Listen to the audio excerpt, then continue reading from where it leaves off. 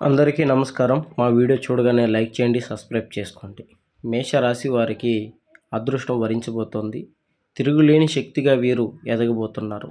ఈ పౌర్ణమి నుంచి వీరి జాతకం ఎలా మారబోతుందన్నది తెలుసుకునేటువంటి ప్రయత్నం చేద్దాం.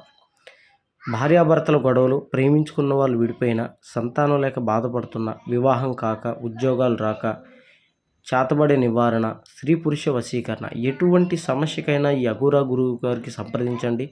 కింద ఉన్న నెంబర్కి ఫోన్ చేయండి. మీ అన్ని సమస్యలు మటుమాయం అవుతాయి. అయితే మేషరాశి వారికి గత కొంతకాలంగా కొన్ని విషయాల్లో కలిసి రావటం లేదు. ఆర్థికంగా కూడా వీరు ఇబ్బందులు పడుతున్నారు. చాలా రకాలైనటువంటి ఒత్తిడిలో వీరు గురవుతున్నారు. వీరికి గురు పౌర్ణమి నుండి వీరి జాతకంలో మహర్దశ ప్రారంభం అవుతుంది. వీరికి ప్రతి పనిలో విజయాలు సాధిస్తారు. తిరుగులేని శక్తిగా మారేటువంటి అవకాశాలు ఉన్నాయి.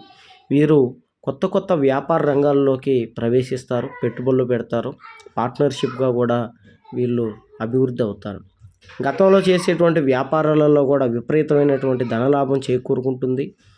వీరు కొత్త బిజినెస్లు పెట్టడానికి దోహదం అన్నది కలుగుతుంది. కొత్తగా వ్యాపారాలు పెట్టాలనుకున్న వాళ్ళు పెట్టేయండి. అద్భుతమైన ఫలితాలు మీరు చూడబోతున్నారు. ఆలస్యం చేయకండి. ఉద్యోగాలు రాక ఇబ్బంది పడేటువంటి వారికి కూడా ఉద్యోగ అవకాశాలు వచ్చేస్తాయి. మంచి ఉద్యోగ స్థాయిలో ఉంటారు. వీరు ఉద్యోగపరంగా మంచి దశలోకి వెళ్తారు. గవర్నమెంట్ కానీ, ప్రైవేట్ కానీ, ఇతర దేశాలు వెళ్ళాలి అనుకునేటువంటి వారు కానీ, సాఫ్ట్వేర్ రంగాల్లో ఉన్నటువంటి వారికి కానీ ఉన్న ప్రదేశం మారుతారు. ప్రమోషన్స్ వస్తాయి. ఇతర దేశాలు కూడా వెళ్తారు.